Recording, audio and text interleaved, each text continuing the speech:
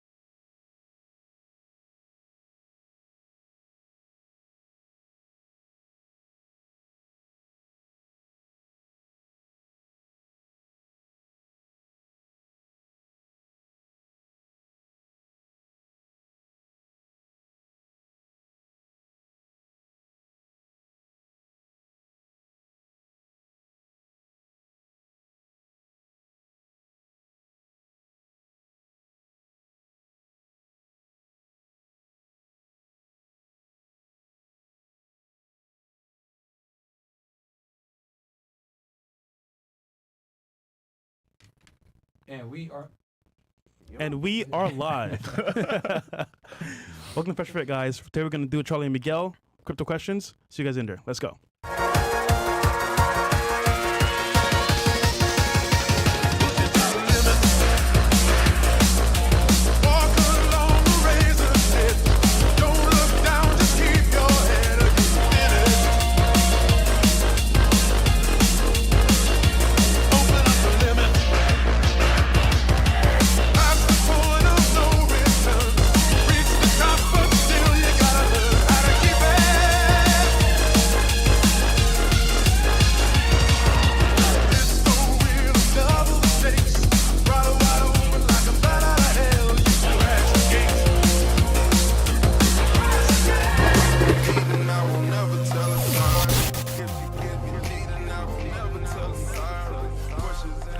And we are back. What's up, guys? Welcome to the Fresh Fit Podcast, regular edition. We're going to be doing a call-in show for Friday, man. We got two special guests in the house. We got Charlie and Miguel here from Cultivate Crypto and Crypto Mindset.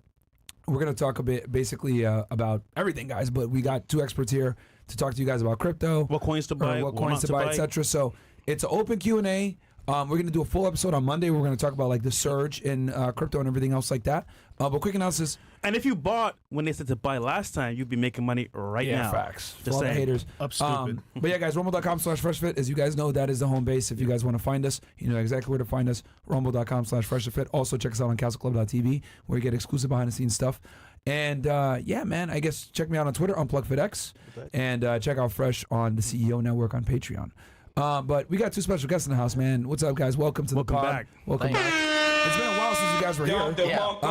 Last time you guys were here was September, and I didn't even realize, gave you guys a studio tour and everything else like that. I thought you guys had like been here before, but I guess it was right before we moved. Yeah, like the same week, I think. Yeah, the same week, actually. Yeah. So, we know who you guys are, but can you guys introduce yourself to the people for those that might not know? Yeah, my name is Miguel, Dollar Cost Crypto. Been in the crypto space since 2016 and co-founded the Crypto Mindset courses with Charlie, and we're making a lot of money right now. Crypto's up big right now. Yeah, and I'm Charlie from Cultivate Crypto, also co-founder of the Crypto Mindset course. Back in 2020, September was the first time we did our Crypto Mindset course. And we pride ourselves to every time the Crypto Mindset comes out to have an opportunity in the market to take advantage of. So when we were here last time, as you mentioned, I think it was the week of around September 11th. And Bitcoin was like $24,950 at the time. Now it's like $42,000. That's pretty much the story of the game right there. Yeah. It's funny. Knowledge is power, because on after our shows, right, with the girls, we ask them all sometimes, would you prefer $1,000 or one Bitcoin? And what do they say? $1,000, because they don't know the value of it. But again, it's knowledge is power. That's like Trax when he's like, do you want to borrow gold or do you want $1,000? They always choose the cash. Yeah. They don't know.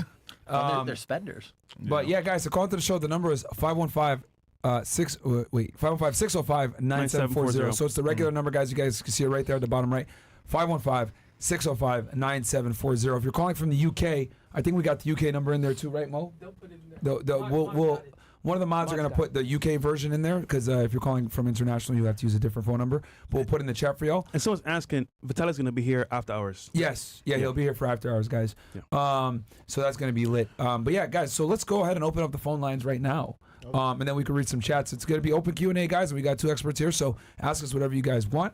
If you guys have more crypto, if you have questions about crypto, today's the episode to do it. Yeah. I have a question, actually. Yeah. What coins should I buy right now? I got like 1 to 5K saved up. What coin should I buy right now? So with 1 to 5K, if you're just going to wait, either it'd be Phantom, Solana, Pulsechain, or Ethereum. It just depends on like how risky you want to be with it, really. Okay. So, but those 4 are the big four. Yeah, Okay. right now it's kind of like looking at coins that haven't quite run in the market yet, because the reason why we did the last course in September is because we were expecting a good run up into the Bitcoin ETF approval. Yeah. And so since we got that, a lot of coins have run. Like if you look at Solana, I think it went from about $25, $35 to $120 during that period of time. And so like there's some coins you have to be a little patient in terms of like how they'll pull back or whatever. But right now, like you said, Pulsechain is one of probably the best opportunities in like this whole bull market. And the fact that there's still like any coins that have like negative sentiment around them is actually a good thing right now. So like Cardano too. Yeah, Cardano's pretty good. It did run a little bit, but looking at kind of what people are saying, as long as people are still hating on crypto, and people still hate on NFTs like pretty hardcore, but which means NFTs already actually bottomed in October as well in terms of volume. So yeah, just right now is like, it's kind of like shooting fish in a barrel type of the market, because when we came here last time, there was still an excessive amount of fear in the market. Right. A lot of venture capitalists were not returning to the market quite yet, but in the last 3 to 4 months, we've had a lot of that money come back to the market. That's usually a sign that, okay, people are starting to buy like higher lows and stuff like that. So watch for coins that are still cheap relative to where they've been over the last 1 year, and we cover that in the course. And Fresh is my plug, dude, because he's gonna let me know when these NFT guys get back in the clubs. Dude, the minute they're back, you call me, brother. Like I want to know. That's funny. Actually, one of my friends listened to your advice. Yeah. He put a bunch of money into Bitcoin, and he bought a yacht. Sheesh. We were on the yacht actually.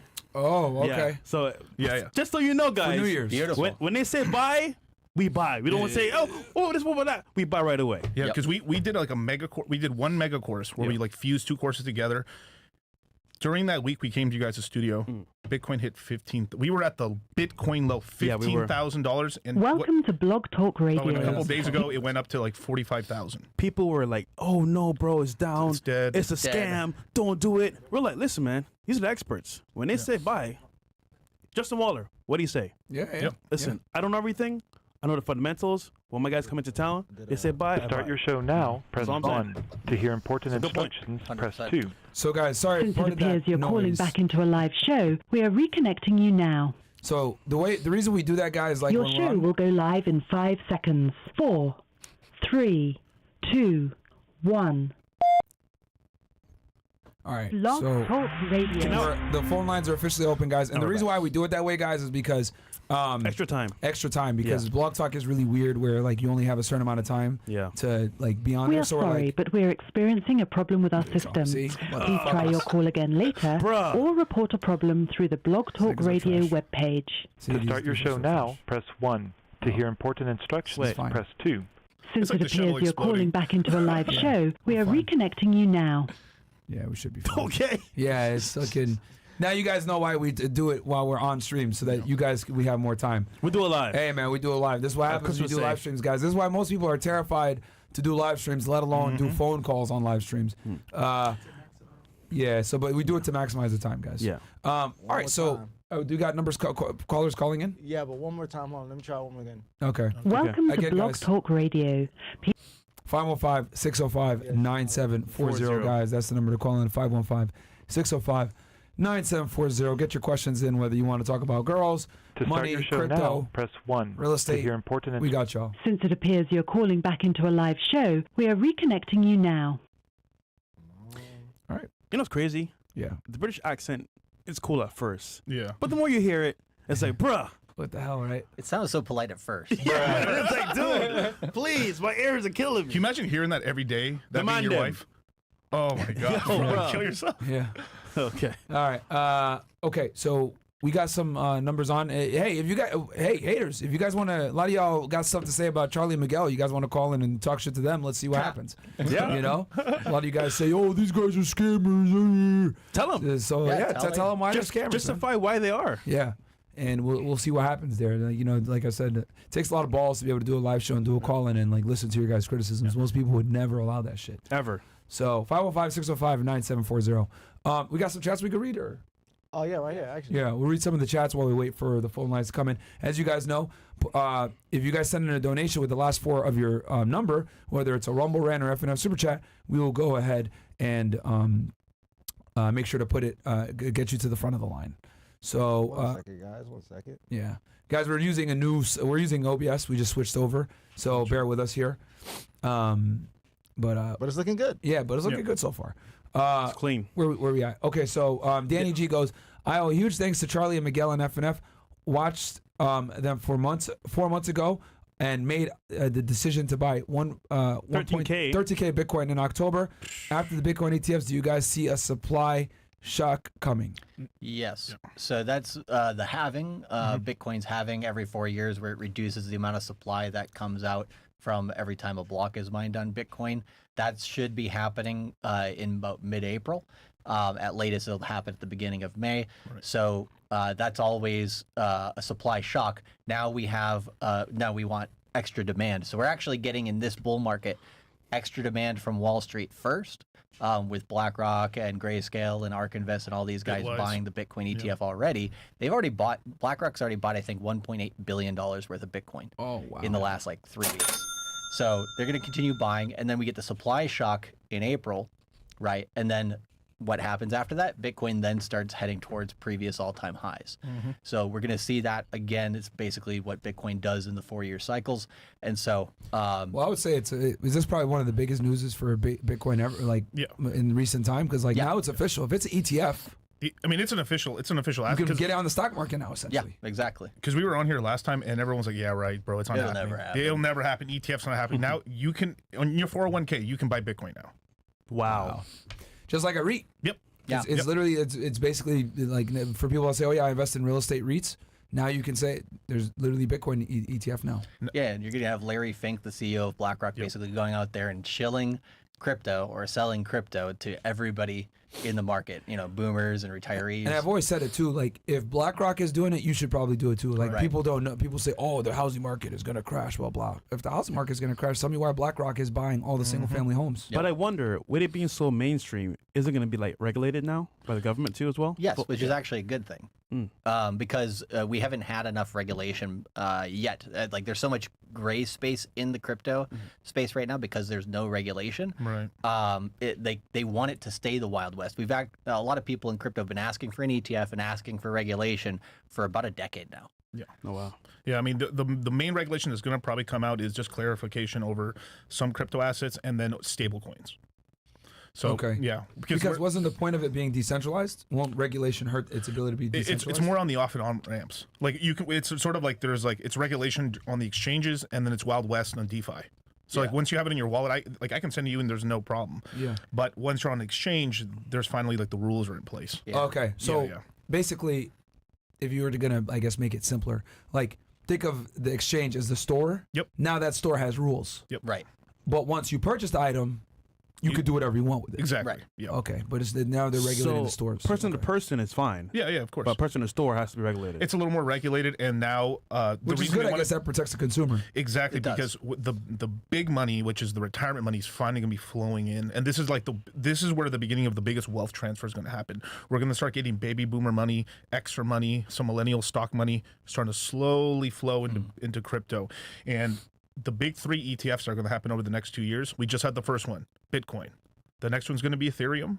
The one after that is probably Solana, and after that, it's kind of a free. It all depends on how long the bull run lasts. Would you say it becoming ETF is the main reason why both of the Bitcoin and Ethereum exploded?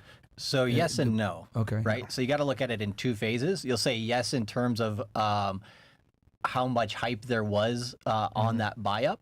The area where you say no is Bitcoin goes on its 4-year cycle regardless. So the trend of where Bitcoin was needs to be in a positive trend in order to get affected positively in price. So the way you can look at like bullish news on crypto is Bitcoin will already be bullish, already have its 4-year cycle low, already be moving up. But if we get any extra positive news like the ETF or whatever, then that just basically makes it go up more. Okay. So you're already in an uptrend, and this basically makes it faster. stronger. It makes it faster, yeah. Yeah. Okay. All right. Okay, so can we hit the chats or phone lines or chats? Okay. Nav. Nav goes, Miguel Miguel, and Charlie, y'all think crypto offers better ROI than real estate? It can, but it's a different tool. Right. Yeah, like right. crypto is a tool for your long-term savings account, compounding savings, because a lot of people, right, they don't focus on savings. And with crypto, you're really looking over the course of like 8 to 12 years to try to save up as much as you can, compound as much as you can, get as many coins as you can. That's why I call my channel Cultivate Cryptos, because you're trying to compound the asset that's going to continue like giving you a hedge against inflation long-term. Versus real estate, I mean, you're also using that for maybe income. yeah, Right? If you're looking, and you're hedging against inflation as well. right, and you're kind of holding, like, real estate's a place where you're going to appreciate your money and is going to hold It's in there. way more stable. It's like, exactly. The tax benefits Like on real estate's you get crazy. the tax Huge tax benefits and you get benefits. the appreciation, but it's gonna be at a slower rate than crypto. Right. You know what I mean? Like your appreciation, unless you buy in like a really hot city like Miami, where you bought it maybe a year or two ago, and now your property's up 100,000. In general, most real estate markets aren't going to go up like that. So you're going to get stable appreciation, but you're not going to get the same rate that you would on crypto. Crypto's volatile, but that could also be good. Crypto's really good to take like a small amount of money when you're starting off and get to the down payment money. Right. That's what it's really good for. From there, once you have the down payment money, you get the real estate, and then at that point, then you continue to DCA. I've got a lot of guys that like buy a house, then get crypto, buy a house, and that's how they roll. Right. 'Cause Okay. That's smart. Crypto and real estate's really intertwined. I find a lot of real estate investors, like Justin Waller's, in the crypto space as well, and that's what he kind of does as well. And you can't do like-kind asset exchanges without getting taxed in crypto. So if you sell one crypto for another crypto, or sell one crypto into cash or a stable coin or whatever, you get taxed from where you bought to where you sold on that asset.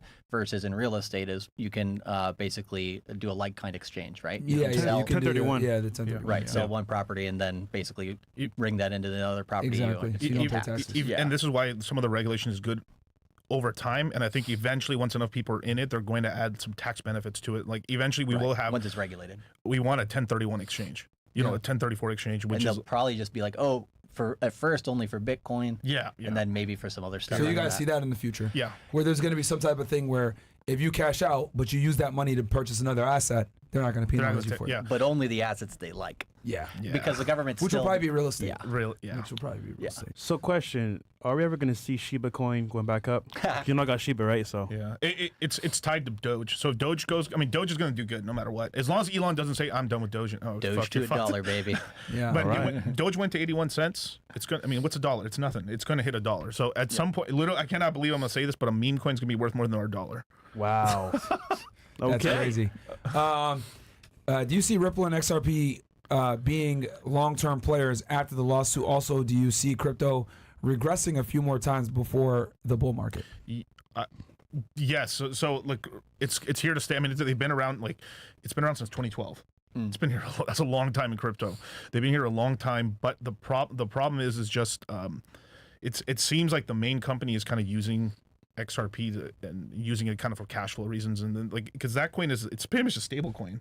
It doesn't pump too much. Yeah, it doesn't outpace Bitcoin or Ethereum. So until it really does, we don't really recommend people jumping into it. And I think a lot of people will be like, "Oh my God, he hates Ripple." No. I think it's gonna be fine, but it needs to get over some of its regulatory hurdles, and the tokenomics just aren't built right for it to appreciate in price much. So it'll still be around here. Actually, its best use case is there's a bank in Japan called SBI Japan, and they work a lot with Southeast Asia as well as Korea, and they actually have a board that talks about Ripple in Asia, and they're actually planning to connect kind of like a SWIFT system within Asia between the Japanese stock market and the Southeast Asian stock market and the Korean one to start off with. So it will have a use case, right? It will actually be used, but because the tokenomics aren't quite right, it won't go out and outpace Bitcoin and Ethereum as much as I think a lot of people will hope it does, because Yeah, I think the people who've been sitting on Ripple and holding Ripple for a long period of time, they're like probably the most patient people in all of crypto because they've been sitting on I don't know how. And the gains are passing them with Bitcoin, Ethereum, and these other chains, unfortunately. And, this is a perfect time for me to say this because one of the criticisms that we get, right, when we have you guys on is they say, oh, these guys show random coins. But what they don't get is this is an interactive show. Yeah. So you guys ask questions about certain coins. They give you guys legitimate responses on it, but it's not like they're sitting here saying, buy XRP. They're just answering people's questions about XRP and everything else like that. Because I've noticed people clip it, they clip it out of context and say, look, they're shilling this coin. But it's like, no, that was a response to a question from someone saying, yeah, you could buy it because XYZ, which context is very important. We said this from the beginning, guys. When it comes to cryptocurrency, to be safe, Ethereum, Bitcoin. But obviously there's people here that invest in other coins, and these guys are experts, so they'll be able to answer your questions on the other coins as well. But in nowhere are these guys sitting here saying, oh yeah, buy XRP, I live by XRP, etc. Like, no. Coin agnostic. Coin agnostic, right? Simple. Obviously, like, Miguel says, hey, I love Hex, right? But at the end of the day, he's going to tell you all the time, yo, Ethereum, Bitcoin are the stable ones. Right. If you want to get into Hex, here's the upside and here's the downside. Yeah, and it's not the only coin I have either. Yeah. It's like you can have favorites, but you need to have a balanced portfolio. And it doesn't mean you have to have 1,000 coins, but, 5 or 6 so you concentrate to keep up on the news. That's the one big problem is people either have one coin or they have a fucking 100 of them. Yeah. And then they're like, Miguel, I can't manage the portfolio. Well, dude, how the fuck are you going to be able to, 1,000 news feeds? That's crazy. Because I noticed that they'll clip that and they'll make it look like you guys are shilling coins, but it's in response to a question just like that. Yeah. And start just a very quick thing to the second part of his question. Will there be other dips to buy? So the reason why we're coming out with the Q1 Crypto Mindset course right now. Which is open right now, guys. Get in there. Boom. You would have made way more money if you had done it before. Yeah, you would have You would have been up almost double your money if you had signed up back in September. At least. We told you guys. Homeboy bought a yacht, buddy. Yeah. Yep. That's something. The yacht we were there for January 1st on, right? Yeah. He bought that yacht with crypto. Yeah. Wow. Fuck yeah. We were buying Solana for $14, $18, $20. It went to $120 in like 2 months. We were buying Phantom for 16 cents, 18 cents. It went up to like 56 cents and stuff. Like we bought the Pulsechain bottom. I mean, everything you could imagine. We bought the bottom close to it, and everything's up about 3 to 5 times on that money. Yo, I'm mad that I didn't put more.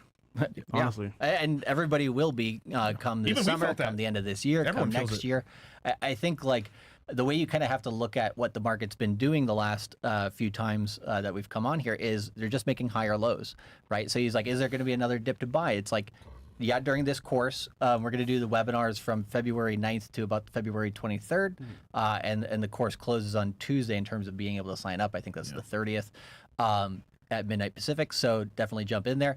But during the course, we expect to dip. I think we're basically moving up on just short-term analysis is we're moving up on Bitcoin here in the next anywhere between. We've already moved up today, so I'd say we're probably going to stay above 40,000 or 41,000 for about a week or 3 weeks max. Then around mid-February, we're going to have another dump there, and that could be back to 38K Bitcoin. That could be down to maybe 35K Bitcoin. We're staying over 30 now at this point, right? Oh, yeah. We're staying over 30 We're not going to dip into the 20s ever again, probably. No, and I've already said this on my channel, which is we'll never go below $25,000 ever again. If we do, it'll be maybe for like a week, and that might not be until 2026. Yeah. After Bitcoin's already gone to like so now we've pretty much established a new stronghold. We're going to be in the 30Ks now, pretty much. Yeah. Now, there's one last dip that I see possibly happening, and it has to do with the Federal Reserve. Yes. So we have a big meeting with the FOMC meeting May 1st, and I believe in May we're going to get the first rate cuts. Part of it is political. It's 100% political. Every election year, they always drop. That's the biggest thing they campaign on. Hey, I'm bringing interest rates down. Yep. So and we always get a dip. We're going to get somewhere between 25 to 50 basis points, which is like a quarter or 0.5% down on the interest rates, and they're going to continue to lower interest rates from 2024 to 2026, and Jerome Powell has said they're trying to drop the rates down to 2.9%. So that means if you're trying to get a house, 30-year mortgage, you're probably looking at 3.8% on a house. Pretty good. Now, if you're an investor and you really good credit, I mean, that means you're going to be getting like 3.1%. Yeah. And if you buy you buy it to live in. Yeah. If you buy it, you'll probably get the 3 if you live in it, but yeah, as an investor, you might get like 4. So we're going to probably see 3, 5, halfway through 25, we're going to see a big upswing in real estate. Okay. Real estate is going to be booming again. Yeah. For real. Metro booming. Yeah. Okay, so let's go ahead and hit the phone lines. You said Metro booming. Yes, sir. Well, let's finish some chats first. Oh, chats. Okay. Yeah, we got just a couple left. Okay. Hi, Myron. Have you had any luck contacting Stephen Greer? If not, maybe you could talk with PBD. He had him on his show. Also, thanks for what you do. Yeah, I don't know, man. He doesn't check his Instagram. I don't know how I could contact him.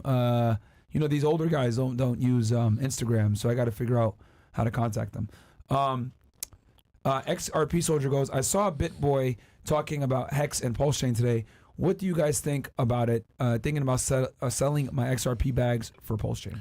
You'd have more volatility, that's for sure. You actually, that's the thing about Pulsechain. I also like Chainlink's a good coin as well, but they just don't move a lot. And that's like the big thing with them is they're waiting for this big event. Ripple and Link. Yeah, Chainlink. Yeah, Chainlink. Like both, like with Chainlink and with XRP, they have a Ripple, and then they have like this other. It's like both these coins have like master companies, and these master companies use these coins for cash flow. That means when they unlock coins, let's sell $20 million of it.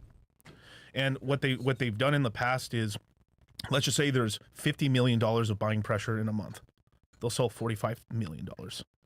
So the price it'll go slightly up. It won't go down. They'll just sell just enough to keep it at the same price, and then they're pocketing all their cash, and that's how they're funding them. Like Ripple could actually, like XRP could actually go up if they did this. Every time there's a transaction done with Ripple, you burn a tiny little bit of it. Two, for all the transactions, that little burn goes as a if they added a dividend to it, ROI or something like that, like people would really start staking it, and the price would actually go up and stuff. But the thing is, right now it's not really like it doesn't give you a dividend, there's not really much staking with it and stuff like that. So, and they kind of need to start doing deals with other DeFi coins in order so it can be used for like liquidity pools and stuff. So it's sort of like they're just siloed off in their own little corner, and they're not trying to play with anybody else. So they need to start making some deals. Like, hey, let's start some deals. Let's do some collaborations, and I think that would really drive the price up. Okay. Yeah. And Pulsechain itself, in terms of like he's asking which one's going to do better. I mean, Pulsechain has I think a more concentrated community focused on the coin, which tends to basically get a lot of liquidity focused on the coin. So a lot of people on Pulsechain back in December, I think that was where it hit its sentiment low, meaning you had a lot of people being like, Richard Hart's getting sued by the SEC, which he has 11 freaking awesome lawyers to basically back him up on that, which also will be fighting for the rest of crypto. Same with Brad Glaringhouse from Ripple. How's that case going? Have they started any? They just started. It just announced. Literally just started. So some of his top lawyers were the actual head lawyers for the SEC. Okay. So he literally got like the, he literally got like what's his freaking name? Like a top tier like lawyer. I mean, 11 lawyers is pretty heavy duty team and stuff like that. So and ex-SEC people. So what are they trying to sue him for? How much? In terms of basically, they're arguing that he took money from the Pulsechain. What do you call it? When Pulsechain launched, it had this thing called a sacrifice phase, which is kind of similar to like an ICO phase, but it's done in a way that's decentralized. So it's not something that they can really go after people with.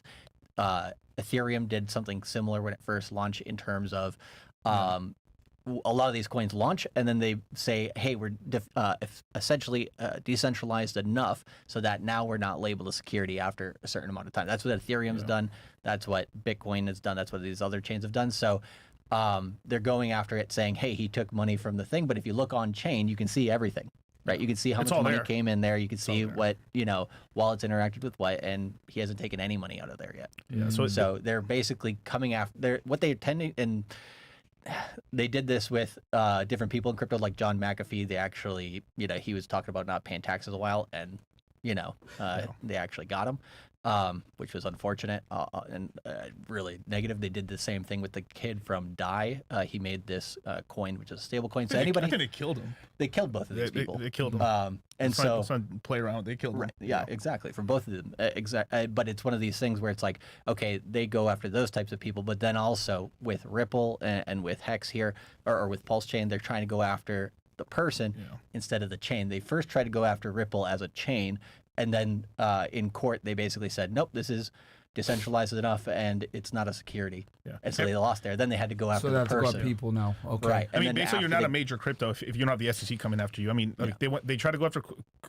They actually try to go after like Bitcoin originally. They're like, okay, nope, let's go after Ethereum. That's still pending.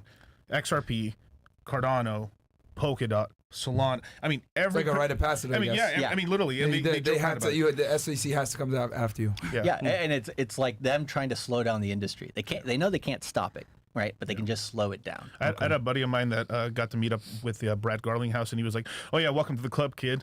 Oh wow. Getting sued because he got personally sued as well, and then won it. Oh, yeah. Wow. So, Okay. Wow. All right. Let's go ahead and hit the phone lines, guys. We got the first caller on. Let's make it quick so we can fly through as many people and help as many people as possible. This one is from Castle Club. All right.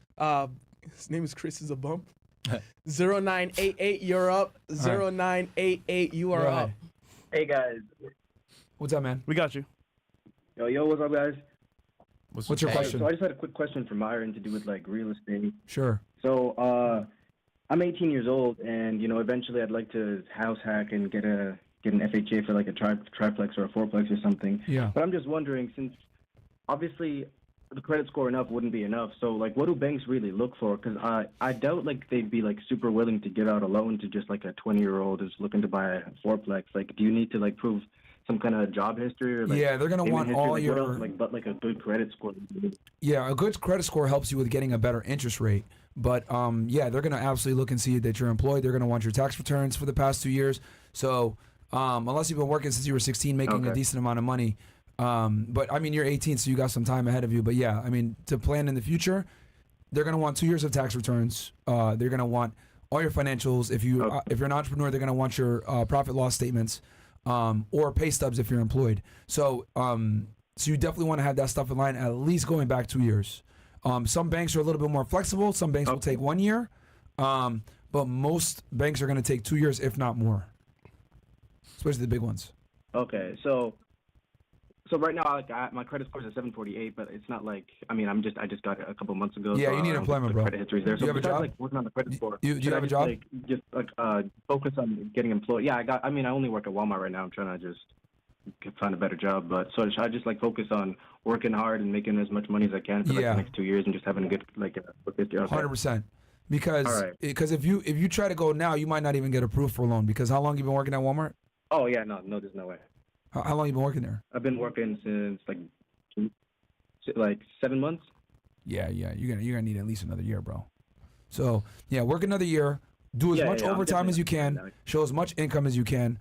Have a good amount of money saved, right? If banks really like it when you got $20,000-$30,000. And just make sure that you're good, because what they're gonna do is they're gonna look at your income to debt ratio as well. That's another thing. So like if you don't lease a car, don't put yourself on a loan for anything, like literally like don't have any lines of credit where you're paying something off. Like besides your credit card, of course, but to keep your credit score. But like having a car payment, all that shit, that won't hurt against you, because they always look at debt to income ratio, tax returns, and how much money you're currently earning and how much you have saved. So once you have those factors in line, you'll be fine. All right. Okay. Yo, do you got time for a quick fitness question, or? We got a lot of people on the line, bro. All right, man. Thank you guys so much. I love you guys. Big fan. Keep it up, yeah. All right. Peace. All right, who's up next? Next up, we have 2532, you're up. 2532, you're up. What's up, man? Hey, can y'all hear me? Go ahead, man. We got you. Hit us with a question. Y'all got time for a debate, or do I just skip all that? A debate about what? Hey man, fuck it, man. You sound like you in a rush. Fuck that shit. So pay $50, bro. Miguel and Charlie know me as the masculine investor, and I purchased their course back in quarter 2 of last year.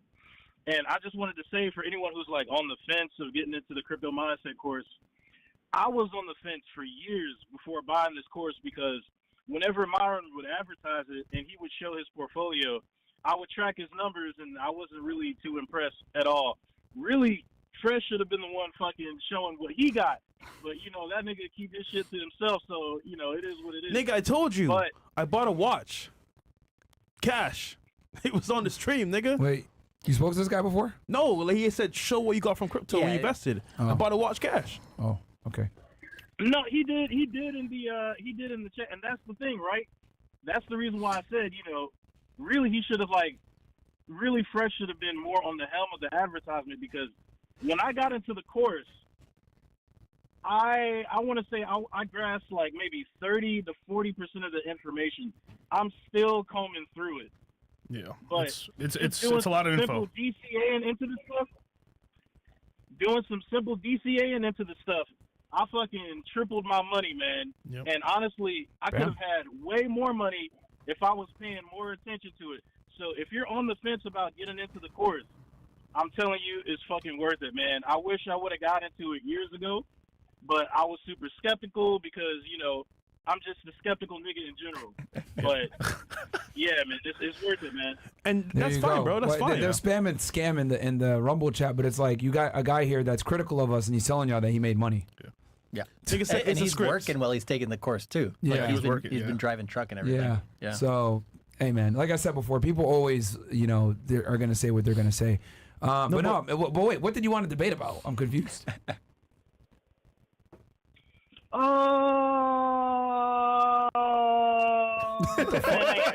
What the hell? All right, man, we'll move on, bro. All right, bro. This nigga, what the hell? Right. All right, bro. I don't know what the fuck.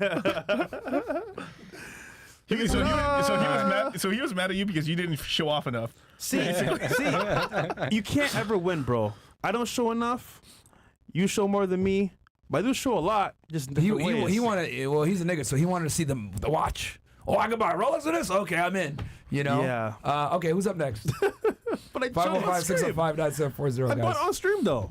Yeah. 3652, you're up. 3652, you are up. When you haters call in, I want to see one of the haters call in and say what they got to say. That's calling it a scam. All right, who's up next? What do you say? 3652, you're up. 3652, you're up. Go ahead, man. We got you. And he left. Okay. He just left. Any Reddit haters, man? 9411, you are up. 9411, you are up. 9411, you are up. Hello? Yo. What's up, man? Hey, y'all. How's it going? I had a question for Charlie Miguel. Right. I'm not really well versed in the crypto lingo, but I did some research. I'm sure you guys probably answered this question already, but I just joined in the live a little bit ago. I did some research on Bitcoin, and I noticed that every election year, or also known as every 4 years, there's a pump in the in Bitcoin. Now, I'm sure you guys already answered this, and I saw in a previous super chat that you guys called it a what's it called? A supply shock in April. Is that just another word for it pumping, or? It's a fundamental thing that happens. So like the inflation rate on Ethereum gets cut in half every 4 years. On Bitcoin. On Bitcoin. So yeah, so it's like there's a certain amount of Bitcoin mined every 10 minutes. That's a block, and that block reward gets cut in half every 4 years. And I think originally it was 50, then 25, then 12.5, then 6.20. It just keeps getting smaller and smaller until eventually it's zero. There'll be no new Bitcoin in like 2140. 2140. Yeah. But like just to put it in perspective, there's only like a million, maybe a million and a half more Bitcoin to be mined. Really. All right. Cool. Gotcha. Okay. So I mean, that's every 4 years. I mean, I know you guys mentioned it earlier.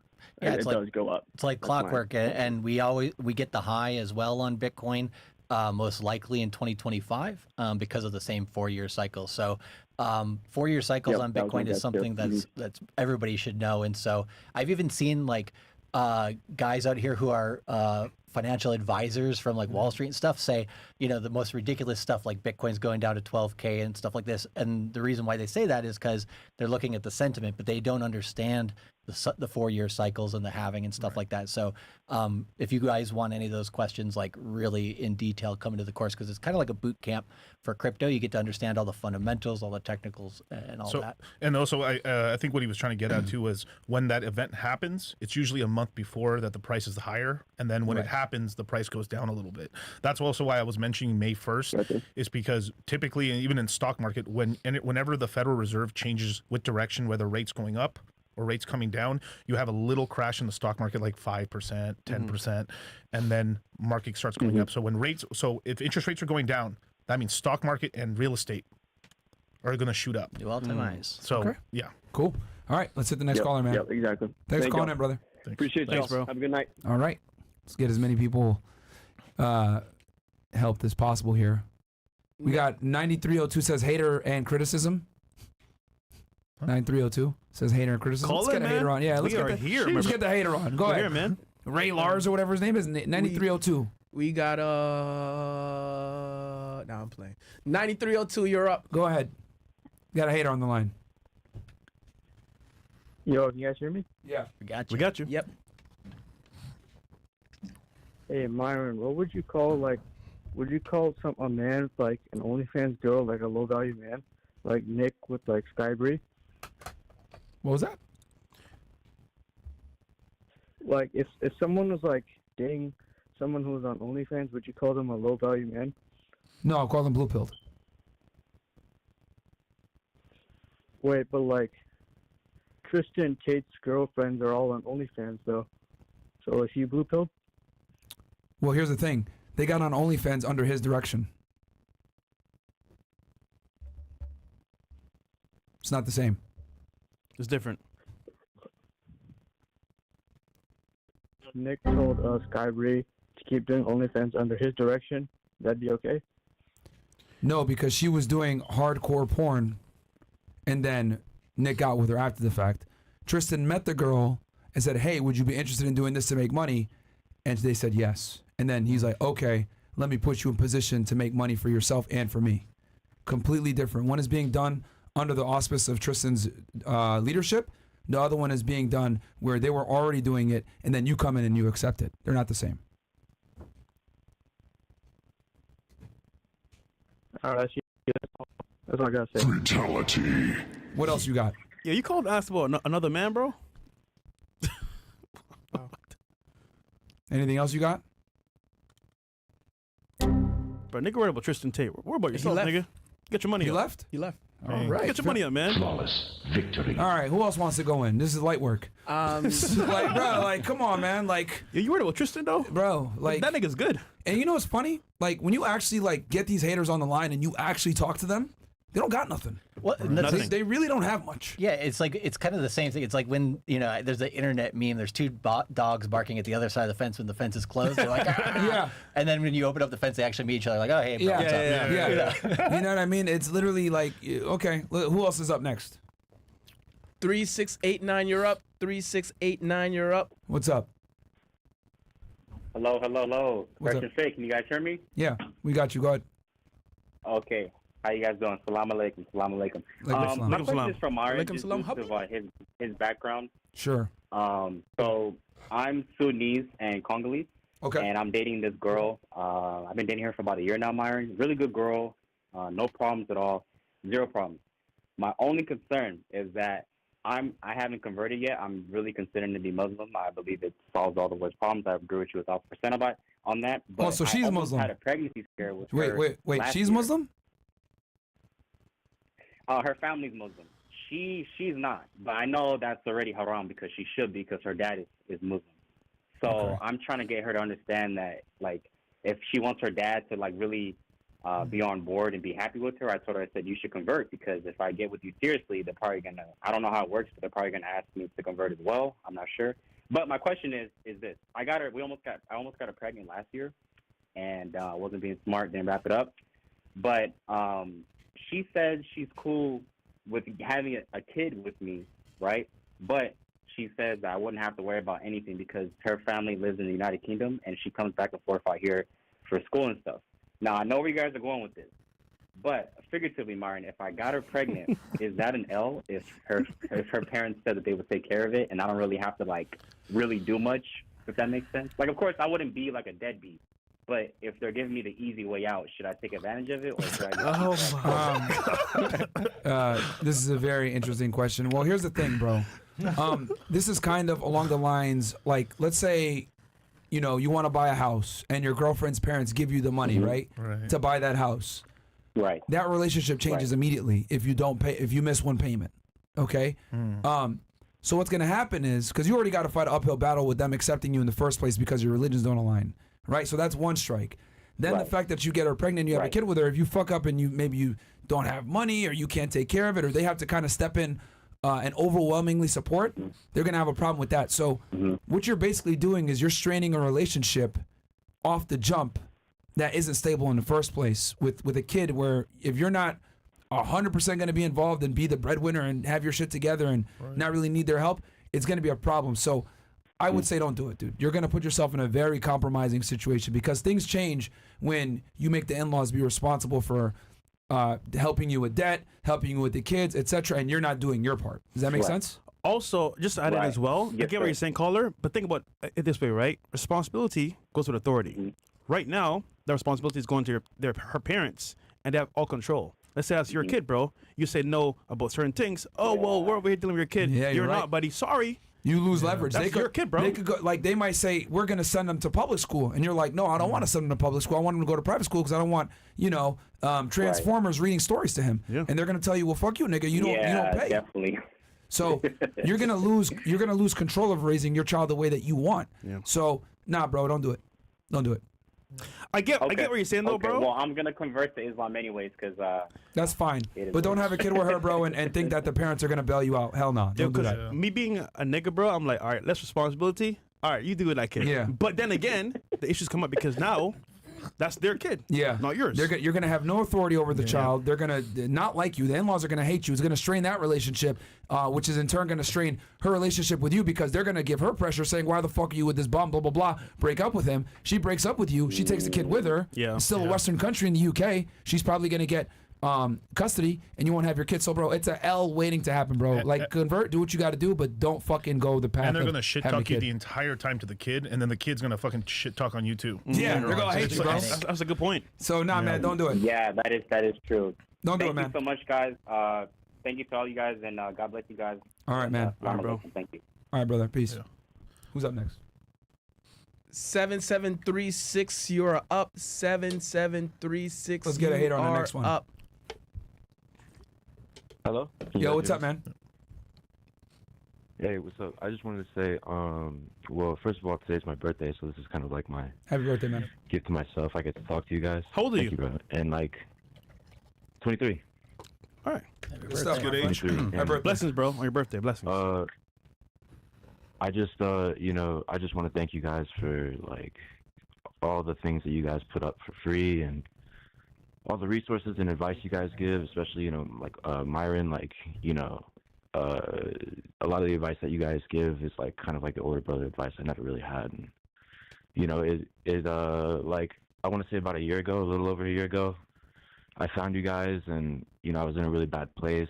I was only making like $29K a year, like, and, I was gaining weight and, I used to be an athlete, but it was really sad seeing myself go down that path. And, I just, didn't really know where else to look, and I found you guys randomly. Like, I was really a big fan of Sneeko in high school, and then I saw he came on your guys' podcast, and I started listening to him and you guys and Tate, and like now I'm making like about like 75, almost 80 grand a year. I'm nice. Promotion at work, and nice. I should be making like about I should be hitting 6 figures in the next like year or two, and it's like a huge milestone for me. And I just really appreciate everything you guys do. Like, like Myron, you talk about like how impactful your other job was, and then how difficult it was to leave that, like, and what you do now is like, in my opinion, like super important, bro, because like,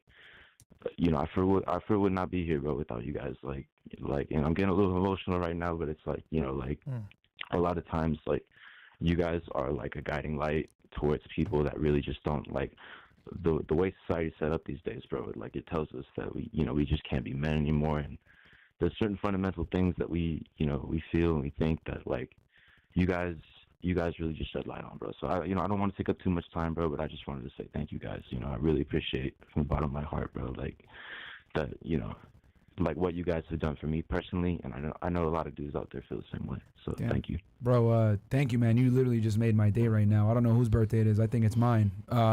You don't get messages like that all the time, and that really means a lot. Bro, just keep trucking. $75,000 for 23 years old is fantastic. It's only up from here, my friend.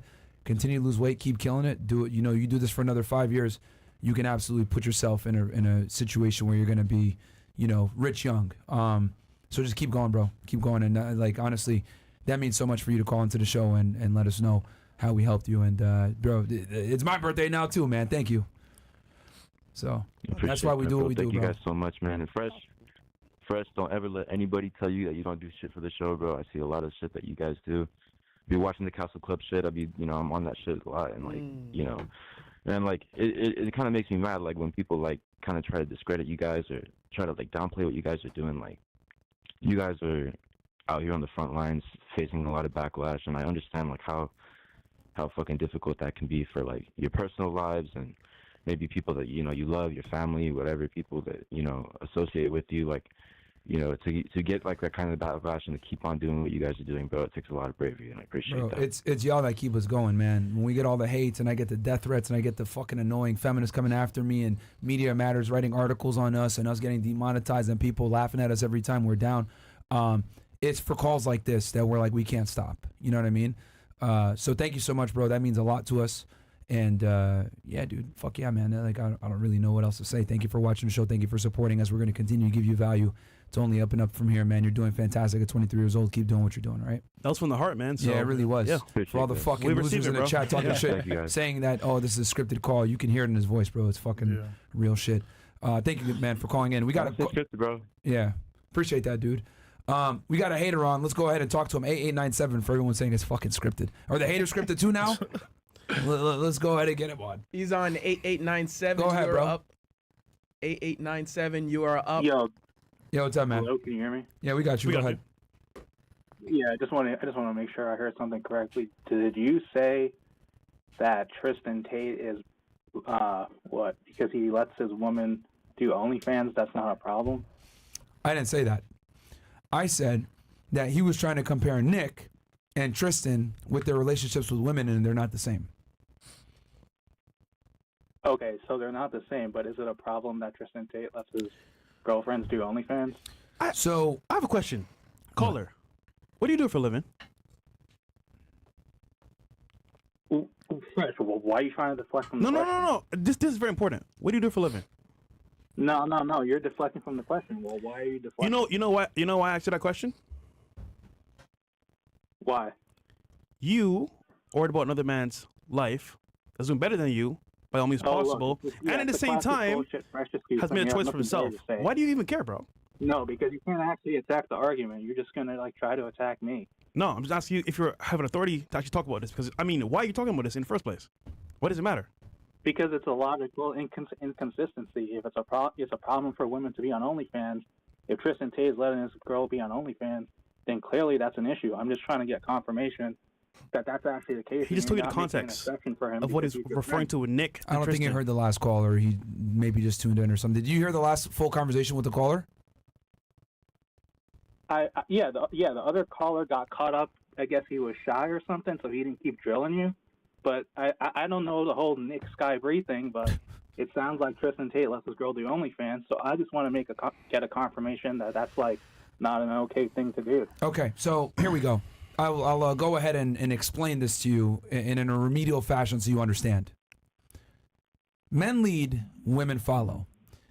Nick got in a relationship with a girl that was a known porn actress that had done hardcore sex scenes on various websites.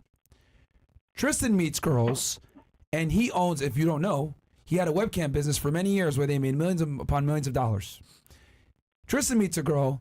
This is what I do. If you want to be a part of it, you can. Oh, yeah, I'd be willing to, help you with this and be involved. Cool. You work for me now. She's doing OnlyFans and or webcamming under his authority. They're not the same, my friend. Okay? A woman doing something under your authority. Hold on. Let me answer your question. Hold on, because I'm addressing your point. No. I'm addressing your point. A woman doing something under your authority is not the same as you coming in and accepting bad habits and bad behavior and bad lifestyle from her when you met her. It's not the same. No. See, I disagree there because you could apply that same argument to cuckolding because a lot of cucks want their girlfriend to like get fucked by other men. Are you going to also excuse that because the man is leading and the girls are getting fucked by other dudes? Well, here's the thing, man. That's not the same at all because if the girl is on the internet, right, webcamming, etc., there's nothing physical there. It's like no one even touches her. Body. She's showing her body to men and flirting with them. It doesn't matter. Well, that technically, she's it's actually getting them. fucked or not. It's Technically, it's literally actually them that's selling her sexuality. Technically, it's actually them flirting with the guy. They're the one typing. But so nice try there. But again, like I said before. Well, yeah, okay. Yeah, like, bro, it's not the same whatsoever. You coming in and accepting a porn star versus you turning a girl into a porn star, if you want to make the argument, is not the same. Because remember, she's not getting banged by dudes. She's there showing her body off, and then they're talking to the dudes.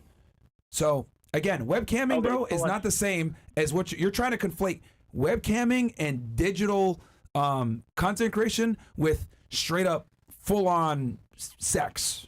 They're not the same. Now, here's the thing. Okay, do I agree with it? Look, great. and let me tell you this too. Would I do that? One more thing, because bro, you gotta let me answer. Again, I might not necessarily agree with it, but at the end of the day, if it's being done under his authority, under his leadership, and it makes him money, and he wants to do it, that's different. Yeah, but you could say the same thing about Neon and Sam, and we all know Neon's taking a fat fucking L for letting her do OnlyFans, but he is getting a percentage, and making money off of her being on her stream. So like, she was doing the OnlyFans before he met, same way as bro. W for Tate? No, because she was doing that when he met her, bro. Yeah, before. It's not the same. Yeah, but she wasn't as popping before he met her. Like, no one knew who she was. She was just a Jack Doherty orbiter. Like, no one was really on her. Yeah, but now she's a multimillionaire. No, but it doesn't, bro. Again, you just proved my point even further. She was already doing that shit when he met her. Tristan meets these girls a lot of times. They're not in that world. And then he's like, hey, would you want to do this? And then they'll be like, yeah. But I mean, it's very interesting how you're so. Yeah, but those girls are probably selling their pussy on the street anyway because they're all Eastern European and they just don't have internet connections. And then they meet Tristan and he got an internet connection. It's like, now you're reaching, bro. Now you're reaching, bro. Yo, caller, just admit you don't like the Tates. Nah, yeah, if you don't like the Tates, it's man, cool, I mean, bro. that's we get fine. It. You don't like Tates. We get it. But you're trying to conflate. No, I actually have no problem with the Tates. I'm just saying it's a logical inconsistency to justify those girls being on OnlyFans and say, oh, it's because the man's leading. But then, like, literally everyone else that's not the Tates, you guys would say they're a simp, they're a cuck, they're a loser, they're gay. Actually, that is wrong. Girls on the show that do OnlyFans, we ask them, yo, does your man approve of this? Did he put you on? Okay, understandable. Yeah. We don't agree with it, but that's their setup. Yeah. And the man's leading. And we've actually said that on many podcasts. Yeah, if it's done under the man's authority, it is what it is. Guys, we've actually said that plenty of times. Here's the golden rule, right? This is kind of like what I live by and what I see people live by as well in the real world. If you're the man in a relationship and you take frame and you lead scenarios, that's not simping. Because by default, and obviously some things will be in question, but like in general, like full on if sex you're and shit. leading the interactions and you as a man decide this as a high value man, so to speak, then it's your prerogative. Versus if it's just like, okay, she's doing it, I'll follow her lead. Then you're simping at that point. Yeah. Yeah, So- I mean, you could say the same thing about Destiny and his girl and how she flew around the world to get fucked by other dudes. Like he wanted her to do that too. He enjoyed it. Again, he's sucking dicks at the same time. Obviously, there's a line in the sand, bro. There's a line in the sand where, the win there. bro. There's a line in the literally sand. same. These are the same. I'm just using different people each time because you have logical inconsistencies. No, but having sex is not the same as what you're trying to describe, bro. Like, bro, there's a line in the sand. There's a line in the sand. Full on sex is like never acceptable, bro.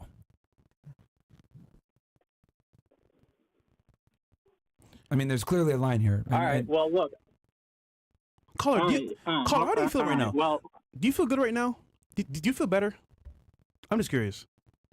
Yeah, because it's calling out your inconsistencies. Like I'm not convinced of your argument here. It's literally the same thing.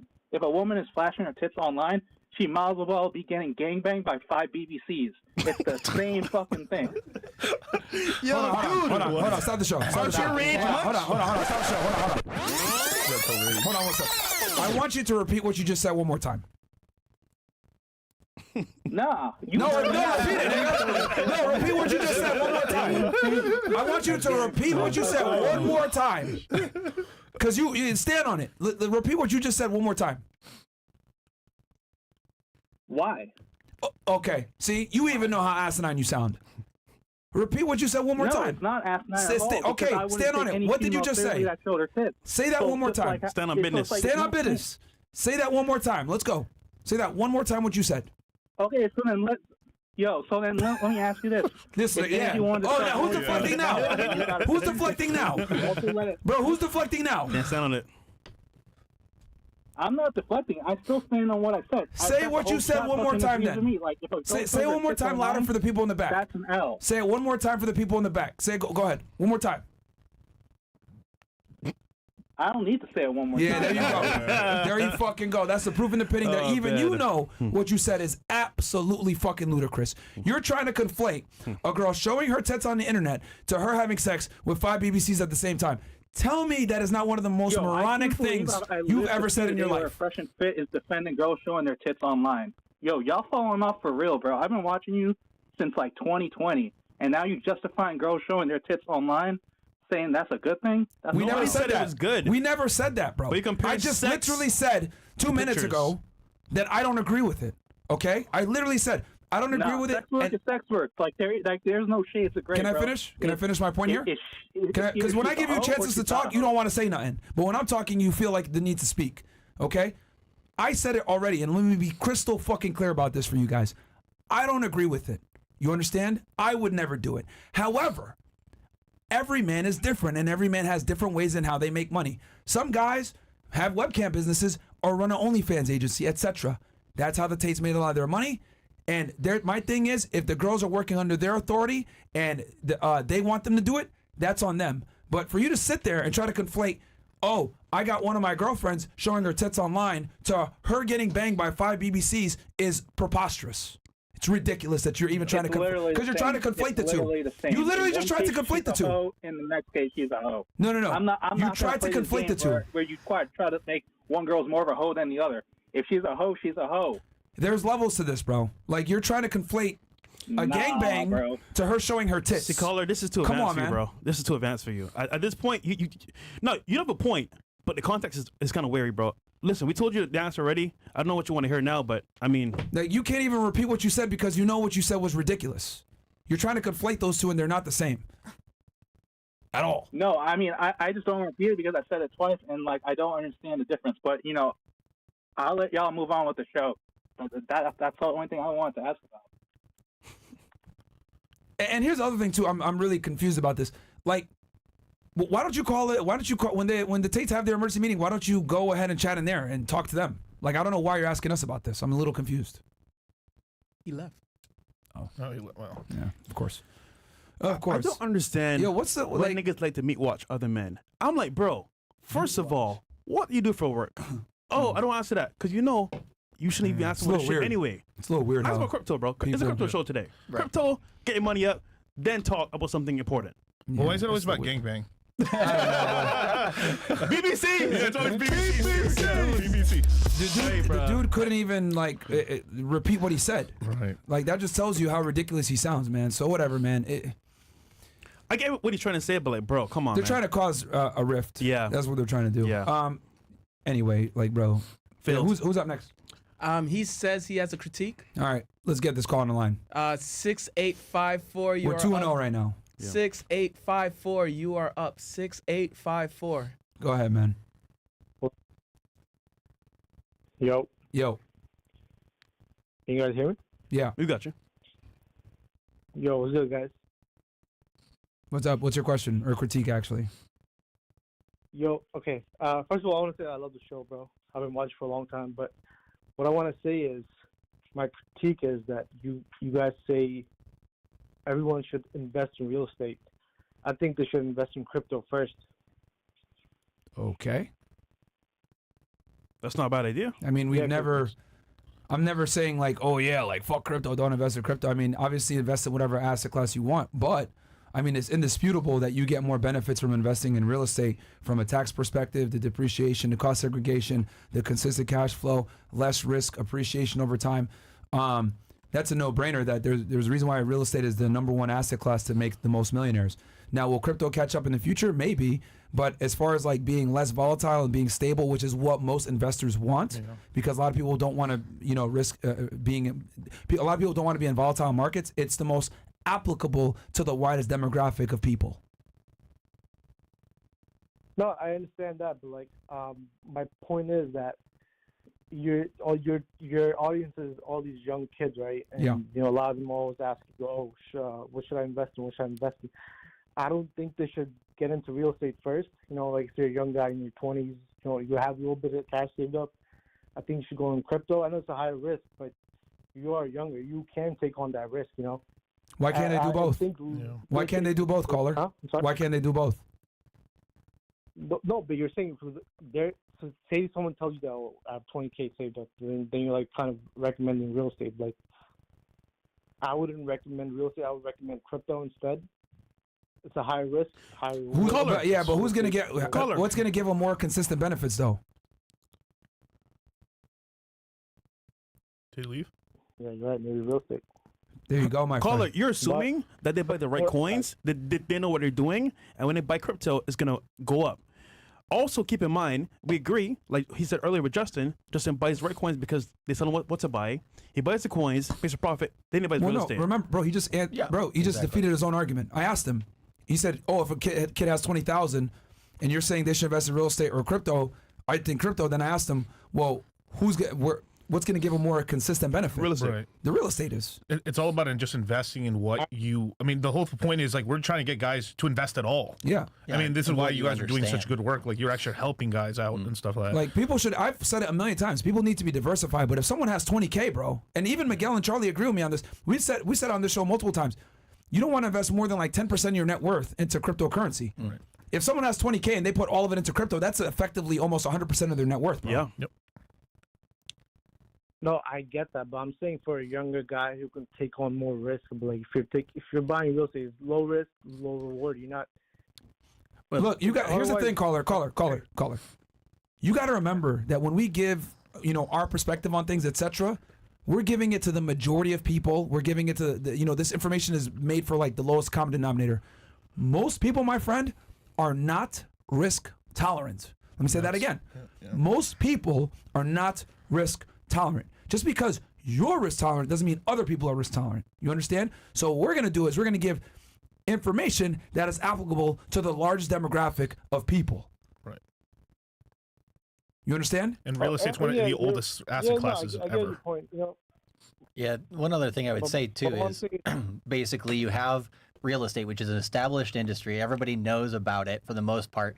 The barrier to entry is pretty damn low. Yeah. Whereas in crypto, the barrier to entry in terms of buying a coin is low, but in terms of actually understanding the investment you're getting into, it's like understanding AI, quantum computing, crypto. It's all brand new. There's an entire real estate infrastructure. Right. Yeah. Which crypto's getting there.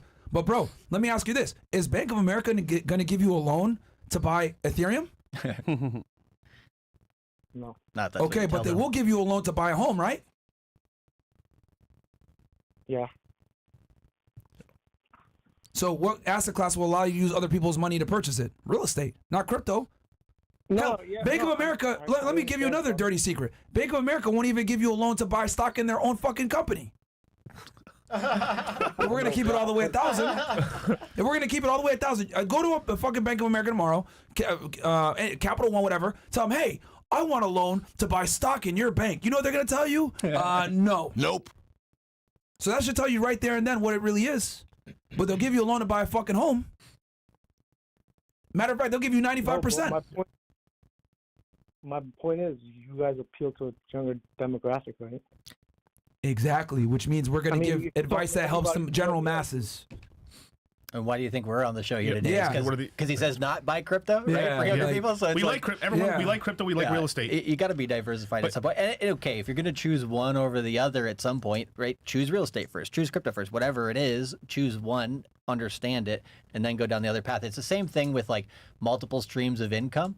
You're not gonna start with 5 different streams of income right away. Yeah. You have to start with one. So it's whatever, in my opinion, it's whatever you understand the best, whatever you think you can kind of study and relatively learn quicker.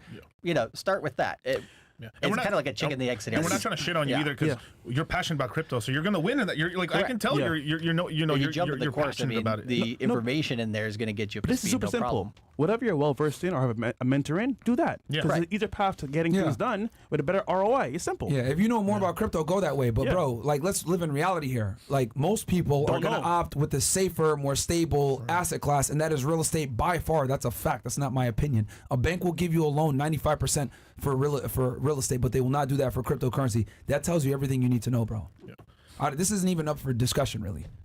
And this is why we always recommend Bitcoin and Ethereum mostly for new investors because they're the least volatile. Yeah. You got anything else? No, but my argument is that like you guys appeal to younger demographics, and they should, since they're on the come up, they should take more risk instead of going towards real estate. It's just, I get it for like older people that are in the 30s, 40s, have kids, have wives or whatever. They should go for something more stable. You hold on. You do realize the majority of our audience is between 25 to 44, right? Oh, you didn't know that, did you? No, I didn't know that. Okay. Now you know why we say real estate for the majority, because most of our audience are guys in their mid-20s all the way up until they're 44, 45. I mean, I thought it was younger, like for me, like maybe like 18 up to like, I don't know, early 30s. Nope. That's what I thought. Nope. So now you know. 30, so now you know. Flawless. All right. Okay, who's up next? 3-0. People assume so much about the show. Yeah, bro. I have no idea what goes on. Yeah, like actually our audience, as far as like kids, like what he's talking about, the young people, is actually very small. Yeah. Hell, let me pull. I could show y'all so you guys know it's not cap. I could show you guys on the. And he wasn't trying to hate. He just didn't understand. Yeah. Demographic. Yeah. All right. Who's up next? He says he's a hater. All right. This is entertaining. 5447, you are up. 547, you are up. We are here. 5447. Can you hear us, Mr. Hater? Gentlemen, do you copy? Yes, we do. Hello? 63% of our audience is between 25 to 44. 65. Do you care, caller? Do you care? Go ahead. So the biggest frustration I have with the show is the lack of accountability for some of the guests you have on there. Otherwise, I love it, but like who? Hypocrisy. Which guests? Well, for one, Donovan Sharpe, he's done everything that you've told us not to do. Such as? He's such as committed to a older, overweight single mom, and that goes against everything. Number one, she's not overweight. I've seen her in person plenty of times. She goes to the gym. She trains harder than a lot of men, actually. Number two, you said she's a single mom? Yeah. I mean, I haven't seen proof of that. That's her sister, or it's her niece, the child that they watch. That's not her kid. Okay, not according. Okay, well, I guess that's open for dispute. But people think they know people once they see them online. It's like, oh man! Like, bro, what are you talking? She's not overweight. Okay, she goes to the gym and trains. I've seen her train. Donovan has her with an elite trainer, and then on top of that, the kid that they watch isn't hers. It's her niece. The kid that they watch. Bro, why y'all niggas care about other men, bro? Yeah, this is weird, dude, bro. I'm confused, bro. All right, dude, like, I have a. That was easy. Call her real quick. No, yo, don't even bother. Look, what else you got? So you lost there. What's up next? What's your next critique? The next one will be Zerka, just the way you guys let him take over the show repeatedly. I mean, just hijacked almost every show he was ever on, overtalked you, overtalked Fresh, your entire staff. Okay, you do realize that when we have a guest on, right? Hold on. Podcast etiquette is this. When you have a guest on, the guest is a star. You let them do most of the talking. I mean, obviously, this is a different format because it's Ask Me Anything, so you guys have specific questions based on who's here in the room. But like if we were doing it like on Monday, for example, they're going to do the majority of the talking. We're going to shut the hell up and listen. That's how it goes, my friend. You bring a guest on so that they can talk. Christ is king. Yeah, but when you have a panel show, with all the girls and, you have like sometimes a dozen guests and then you have one guy who just railroads the show. I mean, let me ask you something about that then, That is Zerka. Hold on. Let me caller. Let me stop you real fast.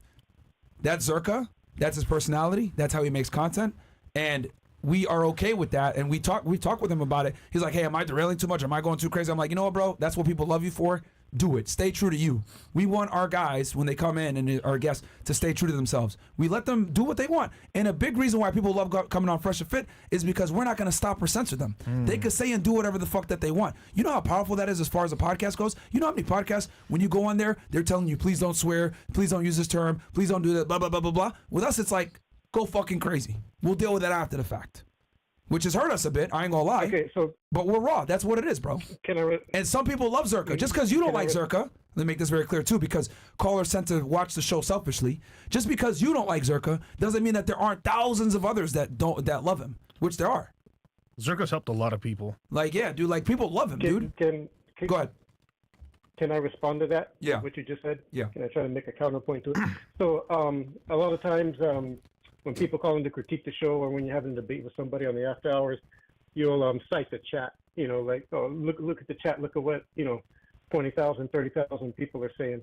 And then, but when Zerka does take over the show like that, the chat hates it, man, and they're against him. But there's just never really any recognition, at least on behalf of you or your staff, that that's really going on, or at least an unwillingness to do anything about it. I mean, he wouldn't just on like one or two shows. I mean, he's been on there when he was visiting here. He was there many times and did the same thing over and over again, and the chat complained over and over again. And it's like, okay, what more do people got to say or do to get the message? Caller, you do realize that Zerka's a guest. He comes on once in a blue. If he takes over a show once or twice, it's not that big of a deal. Also, on top of that, what you also don't know is that keep in mind that the chat is only a fraction of the people that are actually watching. Okay? The chat typically is somewhere between 5 to 10% of the people actually watching. Most people that watch are not in the chat. They're actually just watching the show. Every time we bring Zerka on, he does great numbers. What does that mean? That means that a lot of people love him. They might not be as vocal about it in the chat, but they love him. Okay? And we don't want to sit here and restrict creators that come in and have a different way of approaching things. I think we should just keep it raw because he's a guest. If you don't like Zerka, just don't watch when he's not when he's caller, on. How can you speak for the chat? You don't speak to all these niggas in the chat. You don't know. You're assuming. No, but I'm watching the live chat fresh as I'm watching the show, and that's what I see. I see when he takes over the show, there's a lot of people that aren't happy about it, and then I see. Look at the chat right now. Look at the chat right now. No, hold on. Okay, I'm telling you, bring Zerka on, have him do that same thing, and people aren't going to like it. And if you look at the post-show comments on YouTube, Rumble, whatever, there's a lot of complaints about it. But there's also a lot of people that love him. Around it, that he has a disproportionate negative effect. Here's the thing, too. I want to tell you, bro. A lot of people love him, and you got to remember that when we bring controversial people on, the reason why they're controversial is because a lot of people don't like them. But the people that do like them are hardcore supporters. Okay? So, that's just how it goes. We brought Nick on. Half the people are like, why is this guy here? The other people are like, fuck yeah, Fresh and Fit are based. That's just what comes with the territory when you bring in controversial creators, bro. It splits the chat automatically. It is what it is. Yeah, and I mean, I like Zerka too, but in small doses. I mean, when he goes over the top and just takes over like 30 minutes, I mean, that's just my input on it. Take it or leave it. Like I say, I hear you appeal to the chat a lot. You say, look at whatever. What else you got? Because Zerka hasn't been on in months, so this is kind of a strange thing to bring up. Zerka hasn't been on for months, but what else? Anything else you got? Because that was a weak argument too. We got other callers, man. Well, it's not really about Zerka or any particular guest. It's just about the double standard you folks seem to have about. Well, you were wrong about Donovan. Yeah, I do got one of those. You were wrong about Donovan. I'm sorry. You were wrong about Donovan, and now Zerka, you were wrong about that too. I was wrong about some of the things about Donovan, yeah, but he's still committed to an older woman. That's something that you've told us never do it. Yeah, but the other two things that you just... Donovan's older, bro. He's damn near 50. That nigga old, bro. That nigga's old. He don't care about kids. So she's younger than him. Like, bro, he's way older. Like, he's damn near 50. So, yeah, he's with a girl that might be old in your eyes, but she's still young compared to him. And she's following whose lead? His lead. His lead. Like I said earlier, bro. Yo, y'all assume so much, bro. This is crazy. Meat watching is at all-time high, bro. God damn. All right. He puts on events for men. Yeah. Like literally. We can actually help this guy out too, God, right? Like in the next 2 months, if you just dollar cost average into Ethereum and Pulsechain, you won't be worried about this shit anymore. This is important because this is the thing. These are the guys that have the most to say, and they be wrong a lot of the times. Like you're just wrong about a bunch of the facts with Donovan. Oh yeah, she's a single mom. No, she's not. She's fat. No, she's not. Like what? All right, let's get to the next caller, man. Crypto show, man. Niggas talking about meat watching. These goddamn whores. Bruh. This turned into the fucking Donovan Sharpe Tristan Defense League episode. Like, goddamn, bro. Like, what the hell? All right, Sneeko says W Len for Girth. Shout out to Sneeko. What? Wait, what is? where you at, nigga? You should be here by now. Man, Sneeko, He's Sneeko, called me, but I mean, Sneeko, if you don't get your Yeah. All right, who's up next, bro? Who's up next? 1,000, you're up. 1,000, you are up. 1,000, you're up. 1,000, you're up. You've been waiting for a long time. Yo. Yeah. Go ahead. What's up, Myron? Yo. What's up, our guests, Charlie and Miguel? How you guys doing? Good evening. Good, man. Hit us with your question, bro, because we got a lot of people on the line. Oh, my bad. So, I'm a 21-year-old. You know, I stay in L.A. I have, 61,000 saved. I'm making about $200 a month in interest. And then I have a couple other assets, a little bit in crypto. I have 2 Rolexes, a Bluesy, and then a Batman on Oyster. Nice. I'm just trying to figure out what are the best ways. Like, nothing in California, you know, is reasonably priced. I'm trying to see, does it make sense, you know, move out of state, start investing, build a portfolio out of state, because out here in California, I qualify for Vegas. nothing. Yeah, Vegas, my friend, is the new frontier. Because you're close by. It's close by as well. If I was in LA, I'd be in Vegas going crazy. Every time I go there, I'm impressed. They're building all new infrastructure. The baseball, an MLB baseball team has got about to be over there. They got the Oakland Raiders now. Las Vegas, I would say, Las Vegas Knights. Las Vegas is 5 years behind Miami, and you can still get houses at good prices there, even with these higher interest rates. So Las Vegas, my friend, is where you go. When the Oakland A's are open, Oakland A's, yeah, there you go. Oakland A's. The hockey team won the championship. No, hockey team won the championship, bro. Vegas is probably one of the best kept secrets from a real estate perspective that no one talks about. I think LeBron's actually going to open a new basketball team there too. Oh, there's some crazy shit going down there. Yeah, they're going to open 2 more teams. Vegas. He did speak on that. Yep. Yeah. And then I just also want to comment on, like, just how much I appreciate you guys. I've been watching you guys for about a year and a half, and, you know, everything you guys do is very inspirational. I work like a fucking dog. I work 7 days a week, but I know it's like work hard now, you know, work hard now to relax later, enjoy the fruits of my labor. So I'm willing to work like a fucking slave right now, stack as much bread as possible, because money's power, and with power, you know, you could do anything. Like, brother, you're killing it, bro. You're making stupid money right now. That's good. No, that's what's up, man. But yeah, I just want to touch on that and just thank you guys for everything you guys do, because everything you guys are keeping masculinity things still. Even though, you know, the world's fucking falling apart, it's people like you guys, the Tates, even Sneeko, all you guys are still holding it together, and it's greatly appreciated by, like, young men like myself. Yeah. You know, there's just no one left doing something like you guys are. Yeah. No, we appreciate that greatly, bro. And yeah, keep killing it, man. And yeah, you absolutely, like I said, Vegas is the new spot, bro. All right? Sounds good. I really appreciate it. Have a great night, y'all. All right, man. Peace. Who's up next? We just had a legend walk into the house. We have in the building. Who's up next? I think this is a UK number. UK number? Okay. 4803, you are up. The Monday. 4803, you are up. We're gonna be there soon, by the way. We will be in UK in February, guys. Ooh. Go ahead, bro. What's your question and or criticism or whatever? Go ahead. Yes, Paul, are you good? We can hear you, bro. Good?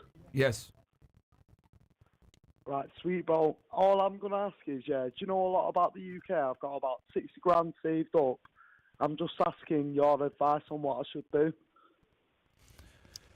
What's your goal? Well, yeah, it depends on what your goal is, man. I know real estate is a bit tougher in the UK from me speaking with a bunch of people from out there. It's a harder barrier to entry. But you know, maybe look abroad. Obviously, cryptocurrency is a fantastic option because, you know, you're not relegated to like your geographic area. You can get a second passport living there for a certain time of year. Nah, I get what you're saying, but obviously it's a bit complicated out here. But, like, I don't know, are you saying, like, I should expand on that, go out elsewhere? How do you make your money? Like, so, like, I'm not gonna lie, like, I've got a lot of, like, business we make, like, furniture, you know, like, for, like, IKEA, like, big companies. Okay. I mean, is most of your work Like physical that. or it's mostly on the computer? Sorry, bro. Is most of your money made like kind of online through you're just doing calls and working through the computer, or do you actually physically have to go to some stores? No, bro, it's straight, like, manufactured from us.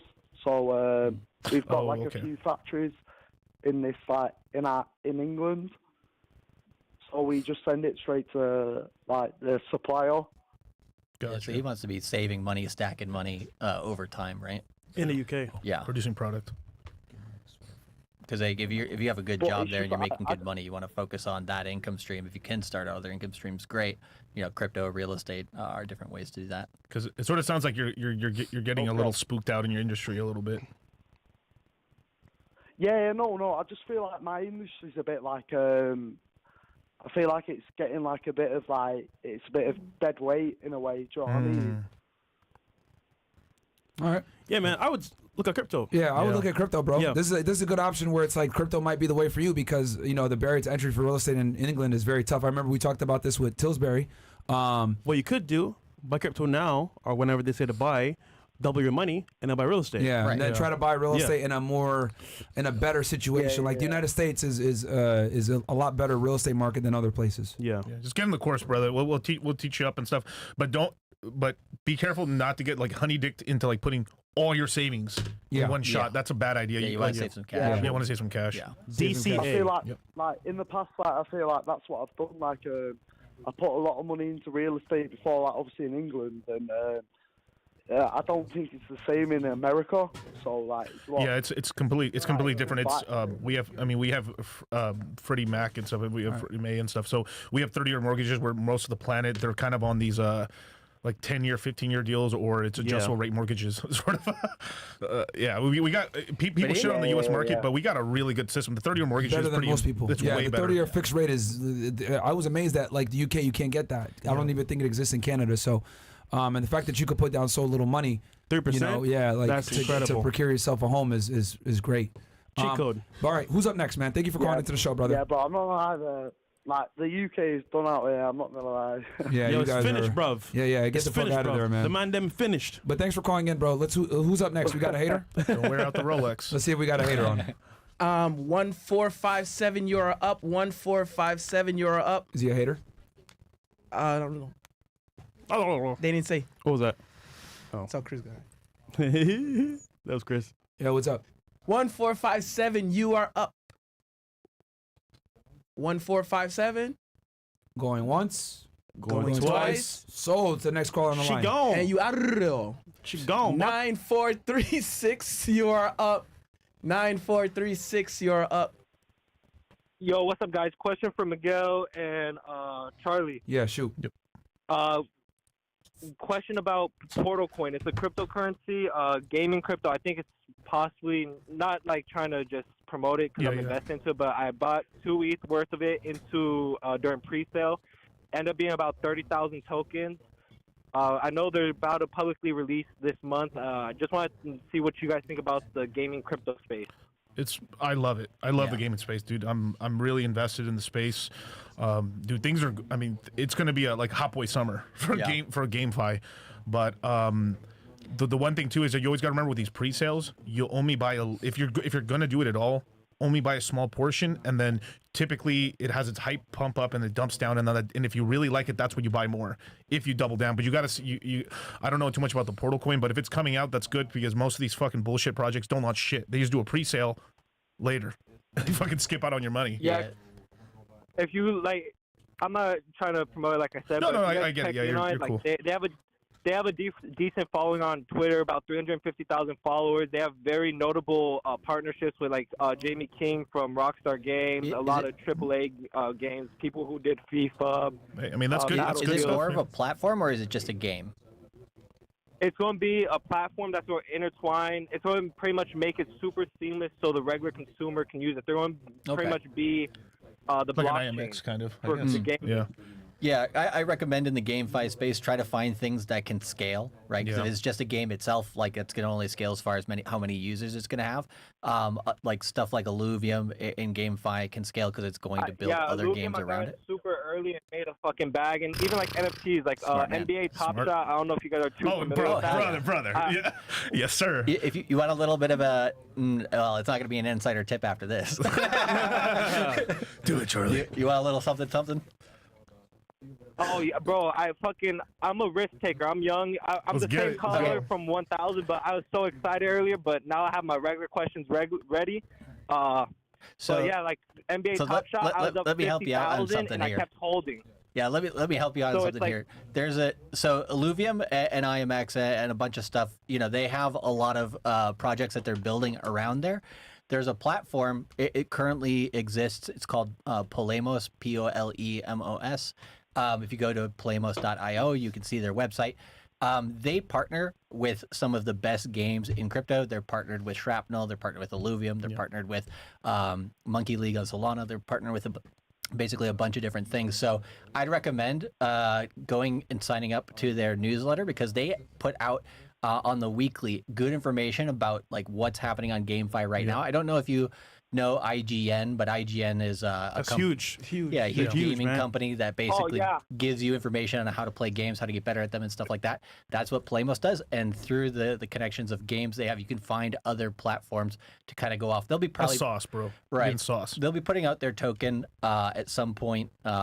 Probably, I'm not going to say exactly when, but like they'll put it out later in this bull cycle. It's not out yet, but you can do a lot of good research around that community. So if you're really into GameFi, I recommend taking a look into that. Yo, Don DeMarco, man, that was a good gem right there, bro. Giving y'all value, but you guys want to call them scammers. Tips like Fucking that, crazy, bro. People don't share. To also touch on meme coins or altcoins, like I know Pepe coin is it's obviously meme coins high risk. I put in like $700 a day after it came out, and that $700 went all the way up to like $8,000, and then now it's trading at about like 2 G's of my portfolio on it. Yeah, and it's like I need to learn when to sell because I just diamond hand everything. Like the only time I've pulled crazy. We're literally going into crazy profits is like NBA Top Shot. I sold a Zion moment for $10,000 for a fucking virtual basketball card that I paid $250 for. Oh, bro, that was when like it was an amount of money. I was like, oh, I gotta sell this shit and make that fucking money. I got a UFC card for like $25. It's like $1,800 right now. Yeah. So like all these things, just keep focusing on them. You're obviously doing really, really well. In the next course, we're going to be specifically talking about taking profits. Right. What's short-term versus long-term profit-taking strategies, and mostly we want to focus on long-term, which is the whole bull market. So the fact that, if you know where we're at in the 4-year cycle, which is right now we're at the, I would say, like discount accumulation phase. We're like in year 2020. We're like in 2020 right now. Right, where it's similar to like early 2020 back, I would say when Bitcoin was like maybe about $7,000-8,000, something like that. So hold what you got there because it's going to go higher than where it was previously. But focus on understanding the 4-year cycle. Come watch our channels for free as well. Cultivate Crypto and Dollar Cost Crypto on YouTube. And then basically, if the more you understand the 4-year cycle, the easier it's going to be to take profits. But from about depending on when you got in the cycle and what positions you have, the earliest area to start taking significant profits, in my opinion, would be when Bitcoin gets to a new all-time high. A lot of altcoins will have run by then. It's going to be too early for a lot of people to take profits at that point, but that would be the earlier stage. And then latest stage would be Q4 2025, Q1 2026. By that point, we're probably had the top of the market by that point. So in between there, that 1 year in 2025, if you got in early, which it sounds like you did, then it'll be easier to scale out. Another thing we say in the course is like a rule of 2, 3, or 5, which is every time you 2x, 3x, or 5x your money, take out at least your original money, depending on how risk adverse or not you are. You sound like you're not risk averse. So all profits. Yeah, so on a 5x, and take out your original, then you got 80% of it left there for pure profits that can go into velocity. End of the market. Velocity matters. Like I was in Pepe as well. I put like 6 Ethereum in there. I ran it up to like over 6 figures on Pepe. Took profits on most of it because it just went up too fast. Yeah. And then what happened? It came down. It imploded. Yeah, parabolic. I took 80% profit on it. I still left. The thing is what's gonna because here's the problem is that when you have a coins go up this crazy, you take some profits, you come back in, but there's times when it's just slowly going up. It's never, especially now because you've bought. I know I can tell you bought coins when they're way cheaper, and they're never going to come back to that price until the next bear market. So when you are taking profit, you have to leave 40% of the. Even if you're like, dude, I'm really need to cash out of this thing, sell 60%, keep 40% because later on when these things repump again, you're going to be wishing you did have coins. That isn't going to be the advice later on. Definitely. Yeah, because like sometime in 2025, the smart thing is to sell the whole fucking thing. Yeah, with the amount of money you have in the market, jump in the course for this quarter. It's the best time. Guys, to get do in, so. man. Y'all want sauce like that, like where they can answer your questions in that kind of detail? They're going to be doing Zoom calls live, answering your questions just like that, man. Dude. So and no one does that. Nobody else doing that in the crypto community. 3 trillion Pepe, and I'm like, fuck, do I just dump it or do and just pull out like $2,000 profit or what's move left on of your to the bag? next thing? But it's like. How much What you was have? How much you have left of the bag in dollars right now? It's like 2,200. Yeah, I mean, and honestly, I'm the same guy I just called a second ago. I work 7 days a week, and I make decent money out here in LA. So it's like the money's not an issue. I'm trying to invest as much as possible at a young age. You know, like I was saying earlier. Smart. Just go to YouTube. We're going to be doing an event in March and stuff. So if you want to see, like, you can see us live in Vegas. We'll be in Vegas and stuff. So I think we're doing it from the 6th to the 9th. And yeah, just if you want to see us live and get a little more advice, that's probably how you want to do it, brother. Yeah. Sounds good. And then thoughts on NFTs? Like I was thinking about buying a pudgy penguin because Luke Belmar, but I feel like it's so inflated now. Like, and I kick myself. It ran up like already. The biggest thing is living where it's at. So we were talking about pudgy penguins. Like, so we did our first ever run of an NFT course. We were talking about pudgy penguins, but here's the problem: is that the minute like Walmart, they launched them on Walmart, it went crazy, and then that's when everyone jumped on the fucking hype train. So when we were looking at pudgy penguins, they were like barely in Ethereum, and now they've gone, they've kind of gone basically back to basically bull market prices again, and they're going higher and stuff. So I will commend the guy, because the guys who were running pudgy penguins, they sold to a guy who actually could run it. And they sold the IP, they sold the brand to a guy, and then he got it into Walmart. That's value adding, right? But that is very rare in the NFT space. Trump NFTs, shout out to my boy Trump. The Trump NFTs have done really good. 2024, baby. Yes, sir, dude. Fuck yeah, man. You got those Gen 1s, but Trump NFTs, the Red Pill Lion NFTs, or the we're looking out right now for maybe the new UFC packs and stuff when they come out and stuff like that. I always get a couple on, like, don't open them, and then other ones I do open just to speculate, of course. All right. So yeah, because I still have some closed season 1 NBA Top Shot packs, and then like I finished the those Cool are worth Cats Smith, bro. collection when the LaMelo and Luka were going for like fucking $5-6 grand. And I kick myself for not selling it, but then I know like long term, there's so much potential in this DeFi market. Hold on to them. them. Future that we're coming to. You have to wait until look, the NFT market's going to get hot again once Ethereum gets very close to its old all-time high. Once it gets about like $3,800 to $4,000, because the thing is, the NFTs got so smashed hard, you have to like almost get back to the old all-time high for them to get like resurgence again. We had Ethereum run up from like $800 to currently $2,200. That was enough for like some of these little NFT projects to kind of sprout up a little bit. But we need Ethereum to get back above $4,000, $5,000 to a new all-time high, and then that's when the NFT market's gonna. That's when it's popular again. Everybody's talking about it. Yada yada. Yeah. Bam.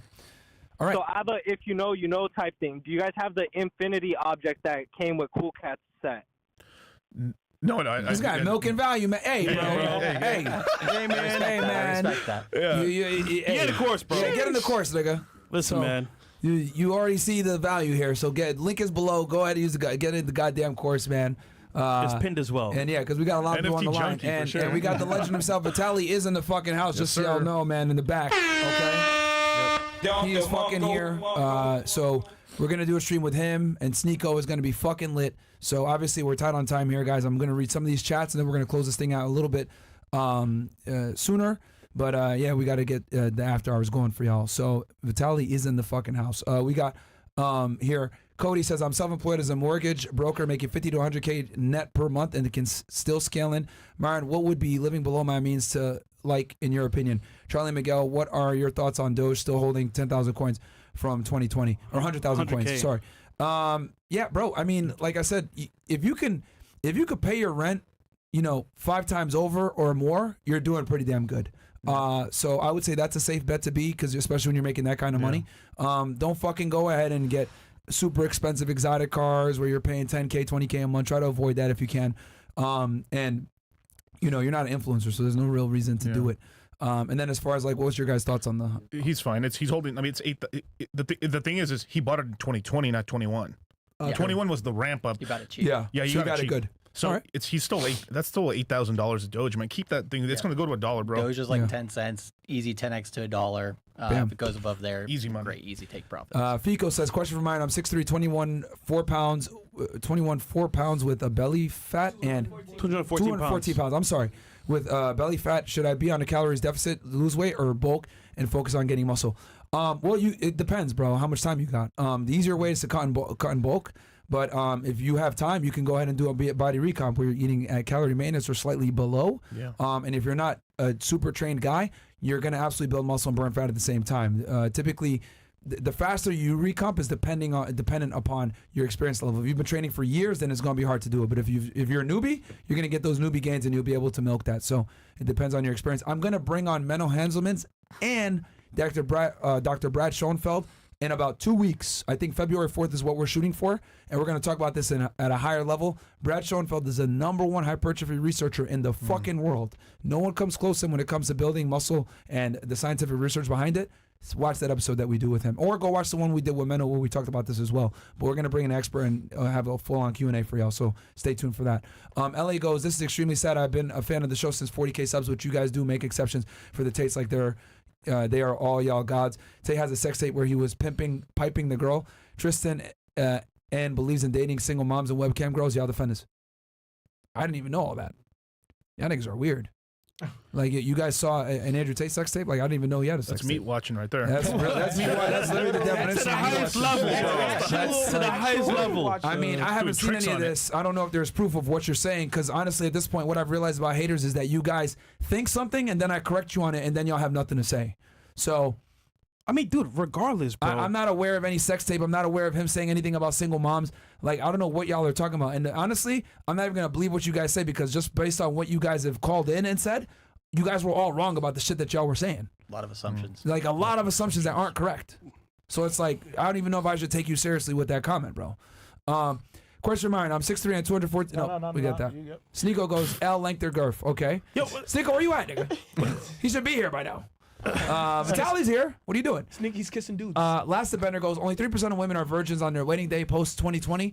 2010 to 2020 was 5%. Most men will not marry virgins, and most men will be finessed, and religion won't protect you from this. God pill can be debunked in 5 minutes with a few studies. Don't let Sneeko come on and disrespect the show. He is throwing a fuss to get a clip and promote his courses. I mean, that's pretty obvious. Hex price prediction. I mean, we don't got to agree on everything, guys. Only two genders. Hex price prediction. But that's what I'm saying, though. We have friends that come on the show. They do what they do, bro. Yeah. We don't agree with everything that they do. Yeah, guys. Like, echo chamber. Yeah. That's what y'all want. Fuck that, man. Yeah. We don't have to agree with everything our friends do, guys. Like, you know, it is what it is. Or you guys were going to say something. Hex predictions? It's probably going combined, because there's 2 versions of it now because it got copied. So probably at least a combined price of like $2 to $1. Because like when it was 1 coin, it went to 50 cents. So that's what's going to happen. Okay. Yeah. At least what I believe, you know. Do you know the real reason ETH and Bitcoin got a free pass while XRP got hit with a lawsuit and has been ongoing for 3 years? It's less decentralized, more decentralized. So they just hit. It's because Bitcoin is completely decentralized, and like the code's out. They haven't This is really an earlier updated chat. much. Okay. Yeah, but guys, remember we talked about this. Like, every single cryptocurrency has been sued at some point and or went after by the FCC. So Bitcoin got their rite of passage as well. But it was just way before. Yeah, it's also how it was sold at the beginning. Right. So, like, for example, Bitcoin was not sold at the beginning. It was just you could get it naturally through Freely mining. mined, yeah. Ethereum was sold at the beginning, but became decentralized over time. So by the time they got to it, right, they're going to slow down on that. Mo confirmed that check came an hour and a half ago. Exactly. So Ripple is a lot more. Yeah. Ripple actually has some of these questions we might have already answered. What else we got? Martin, you're the only influencer that actually read Pill. Tristan said there is no problem marrying single moms. I know you have to defend them, but the Tates use the R.I.P to sell courses and grift their way. Oh, he said that twice. When did he? I didn't hear that, bro. I don't know what you guys say about that. Even so, that's their platform, bro. That's what they promote. Nigga, if it's true or not, who cares, bro? We don't have to agree with. I don't know why you guys look at it like we need to agree with everything that they say. We don't have to agree with everything. Like that's all our friends have to do what we say. Well, they don't. It's the same thing with politics, right? These days, everybody in politics is like, if I don't agree with you, I can't even be your friend. Yeah. And it's like, bro, you know, like, you don't have to agree with everything that everybody that you're putting around you says. It's a little weird that you guys keep like mentioning Tristan and Andrew in the chat and asking us about their takes on things. Like, I haven't seen an emergency meeting in a bit, so I don't know what they've been saying, right? But at this point, I don't even know what to say because y'all have assumed a bunch of shit, so I don't even know what y'all saying is accurate. And some of your friends are blooper as fuck. Okay. That's a little weird, bro. They're your friends, though. Like, okay. Anyway. Who's up next? Myron, you're the only. Sorry. Myron lost Virginia to a white nigga named Jack Fresh is born out the butt. That don't make sense. Okay. Do you agree that a Bitcoin ETF means Wall Street is now in control of Bitcoin? They will manipulate its real price with the ETF, like what they're doing with gold and silver. It's a little different, but the first half, no. Second half, manipulation, yes. So they'll try to use it to manipulate the price of Bitcoin, but they're not going to be able to control Bitcoin. Most of the supply is still held outside of Wall Street's hands. Right. Good. They can buy it. They can try to buy it off of us. All right. At a very Who's high up price. next? Yeah. Ray Sama goes, Kobe Bryant passed away 4 years ago today. Yes, I saw that. I want to know what all of you guys were doing that day, and what were your thoughts after hearing about this tragic passing? I mean, I'll just answer for the crew, man. I mean, I think anyone that knows about success and knows about sports or being competitive understands Kobe's mindset, being the Black Mamba. It was a shock for the world. Kobe Bryant's a legend. You know, at the end of the day, when it's all said and done, he's going to be right there next to Jordan as one of the greatest of all time. And yeah, so I mean, Jordan credited his funeral. Yeah, literally. I'll say this, man. I'm scared of helicopters. Yeah, yeah. Just saying, bro. The helicopter stock price plummeted after that. Holy. Sted Duran goes, can you give us the pros and cons of XRP and why people are hating on it? I also did my research on it and I saw Ripple teaming up with government. What's that about? That's the big problem is like crypto is supposed to be decentralized. It's supposed to be us versus them. And then they're over here. I mean, they're basically like, they're basically just betraying crypto's thesis. Basically, like you're working with the fucking enemy. What the fuck, you know? And then that's the the enemy's copying them, then going around them using their technology to build something else, right? So like, even though they are in some way, stabbing crypto in the back and trying to work with Wall Street's just going to take their technology and then go and use it.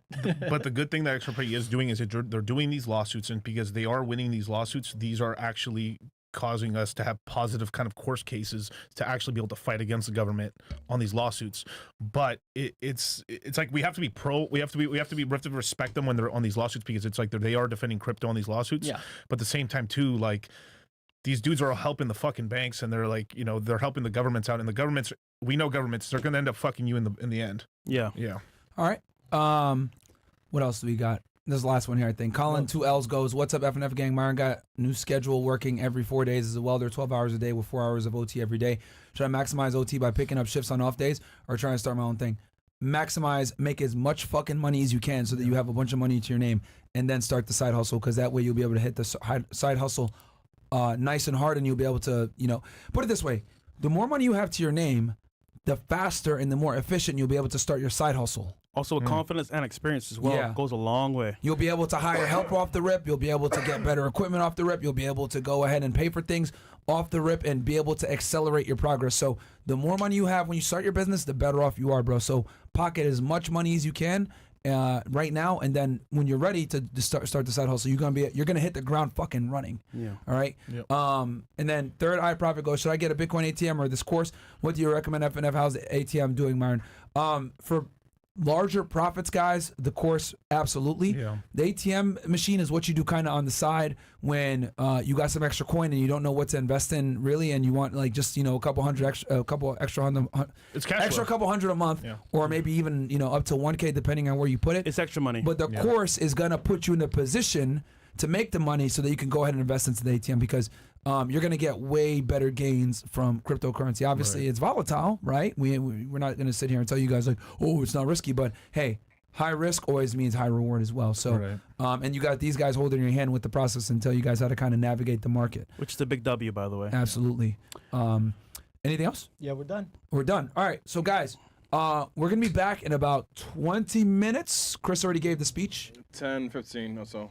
Nigga, you gave the speech. Oh, yeah, but it's 9:30, nigga. Okay, cool. Right. We'll be back in a little bit. Yeah, we'll be back in a little bit, guys. Yeah. We'll be back with Vitaly and Sneeko. Where can I find you guys real quick? Dollar Cost Crypto, Twitter, Instagram, everywhere you can find it. Dollar Cost Crypto. Cultivate Crypto, same thing, mainly on YouTube, but other avenues you can look for that as well. Guys, stop being lazy, man. Get the course, make some money. Get your money up. We opened it up for haters. They really didn't have anything. It's like, okay. Pretty much. You know what I mean? Even someone critical of the course called in and said I made a bunch of money. So, guys, I mean. And I wonder, how many people actually bought the course that can say that it's a scam? Yeah. And then they said scripted calls. We got people calling in and talking shit. So it's like, bro, I don't know what you can't win with y'all sometimes, man. But, guys, hopefully you guys enjoyed it. Click the link below. Get in the course, man. We'll be back here with Vitaly and Sneeko in a bit. It's going to be fucking lit. Peace. Let's go.